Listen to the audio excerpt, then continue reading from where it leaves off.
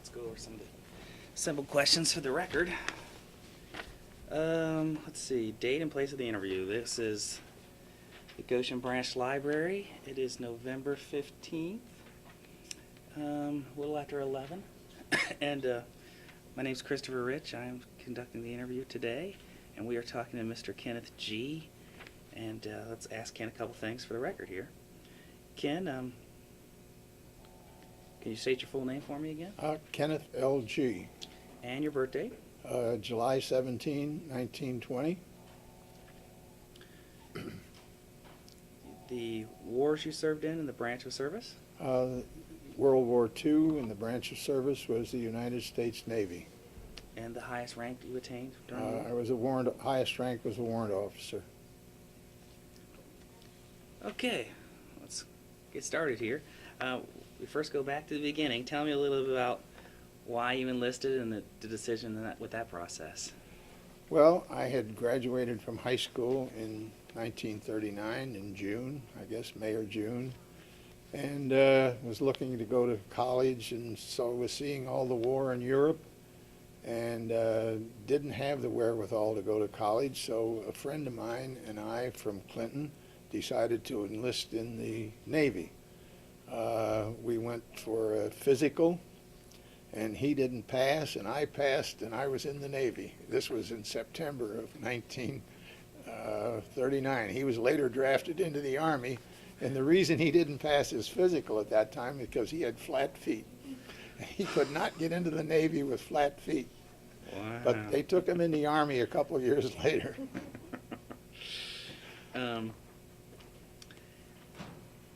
Why did you guys decide on the Navy? Do you recall the reason why? Well, I don't know. It seems, and I found out during my naval career, there were an awful lot of Midwesterners decided that the Navy was a great place to be. Now, up until that time, I had never seen the ocean. I was strictly a Midwesterner, lived in Iowa all my life, and had not been to the ocean at all. And I'm not exactly sure, but whether it was fate, whatever, but we just decided that the branch of service that would be right for us was the Navy. Tell me about the first couple days you enlisted when you went down to boot camp. Well, I went to boot camp at the Naval Training Facility at Great Lakes, Illinois, which is just north of Chicago. I guess the closest big town is Waukegan, Illinois. And it was pretty. I had been away from home before because I had been at one time in a CMTC program, military training program. It was like an army place, and I'd gone away for a week, I guess, a summer before, or 2 weeks in this camp. So I was not that unfamiliar with the regimen of a military situation.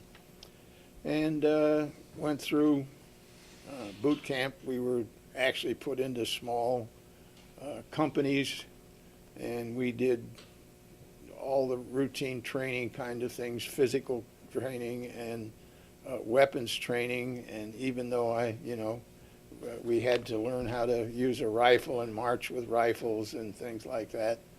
And actually, I got up to the B where I was actually the company commander of our little unit. I guess because I had some previous military background, and so I went through. I think our boot camp training then was like 6 weeks long, and while I was waiting for an assignment, I was originally scheduled to go to a training school, but somehow or another that got goofed up. And so I was there waiting after I had finished boot training for about 30 days. They assigned me to the station fire department at the training facility. And that was kind of an odd thing because right across the road from the Great Lakes Naval Training Center was a veterans hospital. And they also serviced the fire department from the veterans hospital serviced that grounds because it was a military installation also. And most of the runs that we made, turns out that we went to that military hospital. Now, a lot of the veterans there were severely, they had been severely wounded and handicapped, and one of the things that we went there frequently for was that somebody would take a roll of toilet paper and light the whole thing and stuff it into the ventilation system. It was just crazy. I saw some severely wounded, handicapped veterans. There are some that were so bad that they had to wear padded clothing all the time, and they wore helmets because they went around butting their heads and things. It was an awful experience for me. I'd never seen anything like that before.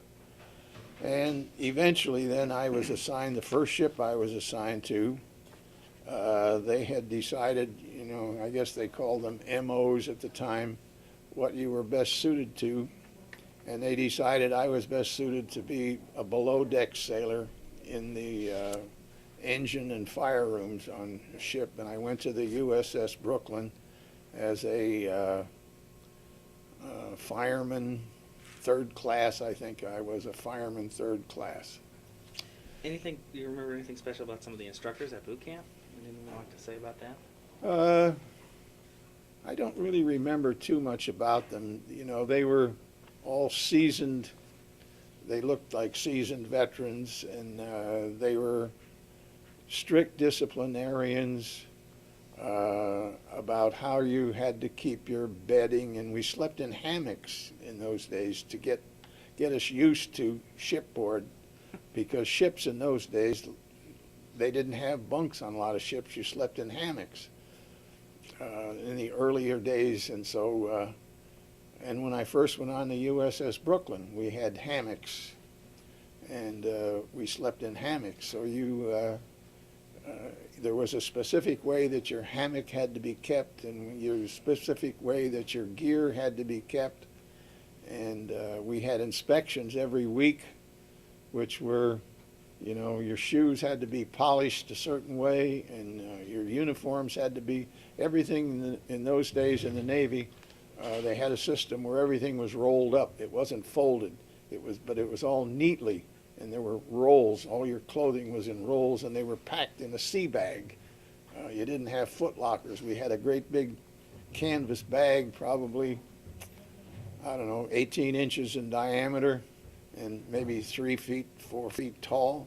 And all your uniforms and everything were packed into that sea bag. And that's when you transferred from one location to another, you just put everything you owned into the sea bag, and that was what you carried. Tell me a little about the early days on the USS Brooklyn. What happened when you got there? Well, the early days, I was assigned, since I was a below-deck sailor, we called them. They were a deck sailor, below decks. They assigned me to the boiler rooms. And the function of the firemen in those days, the ships were steam-powered, turbine-driven, and the boiler rooms, and there were usually two boiler rooms on each ship, separated by an engine room, and the duties of the firemen were to work on the boilers. They were huge, big steamed boilers, which were oil-fired. And the oil was what they called bunker C oil, which is not like diesel oil. It's a heavy black, crude kind of oil, and very difficult to clean if it got spilled. But before you could burn it, it had to go through a system of heaters so that it would become viscous enough to be atomized in a burner, because you controlled the steam level and the pressure level in the boiler by the number of burners that you would have lit in this big boiler. So there was more than one of you on this process, right? Huh? There was more than one fireman on that Oh process. yes, oh yes. There was probably a crew of there would be a man in charge who was a senior fireman, maybe a fireman first class, or eventually from fireman you went to be what they called a water tender. And I eventually rose up to be a chief water tender, which put me in charge of, say, the boiler rooms all the boiler rooms on the ship. And but you eventually became a water tender, and because they had the boilers were actually on 2 levels. They were that large, and the job of the water tender then was he just kind of watched, because you had to maintain a level of water in this boiler to generate the steam, because the engines were constantly, the steam was going to run the engines, so there was like an evaporation process. And you had to maintain a level of water in the boiler at the same time as you maintained the fires in the boiler. All right. Tell me a little about what your guys' ship was doing leading up to World War II. You told me a little bit earlier about. Well, we had an interesting situation. When I boarded the USS Brooklyn, it was in New York. So I was sent to New York and boarded the Brooklyn. And what was the year again, sir? In 1940. Early 1940, after finishing boot camp. Could have been late 1939. I think it was early 40. We did some what they call training with the ship, because apparently when I came aboard there were a